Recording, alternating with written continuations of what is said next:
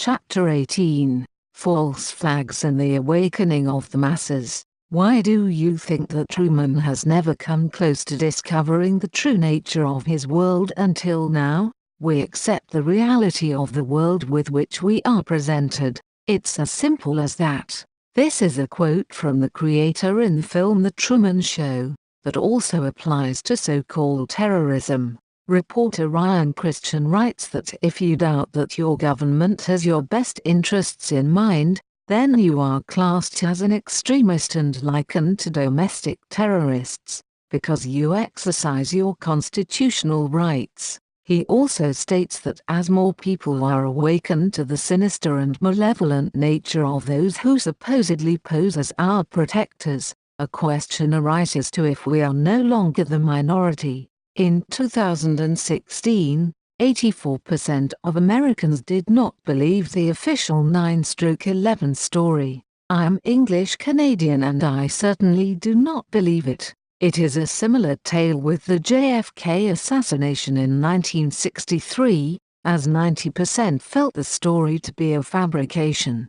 The United States as a government and military force has dished out more violence in the 20th and 21st centuries than any other country. Some might say that it is a bully, but I realize, as do many others, that a government which is classed as a superpower doesn't necessarily reflect its thoughts and feelings of its residents. When I first backpacked around the world in 1997, I met Americans in Asia that had sewn Canadian badges onto their backpacks because of the hostility that they had received whilst traveling in foreign countries.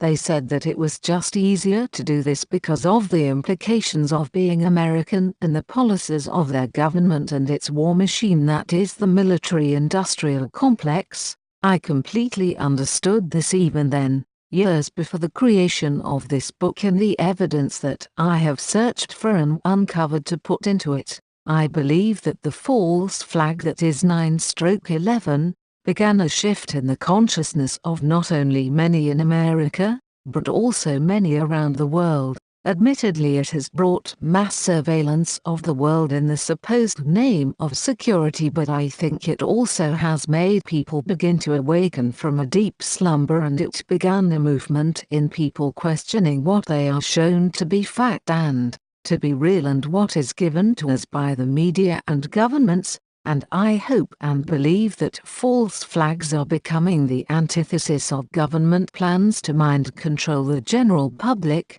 the masses. The people are thinking for themselves at last. In November 2016, former Congressman Ron Paul warned that the shadow government neocons could orchestrate a false flag incident in order to drag the new president-elect Donald Trump into a fresh war. Infos reported that Paul had been talking to the Daily Caller and said that all we need is a false flag and an accident and everybody will be for teaching them a lesson. The neocons always talked about it before 9/11. They kept saying we aren't going to get our program in until we have a Pearl Harbor event. Paul also added that the shadow government will continue to operate when Trump is president, just as it did during Obama's time in office. I think there's the shadow government, the military-industrial complex, the CIA, and all the things that can be done because they just melt away and they do exactly what the establishment says.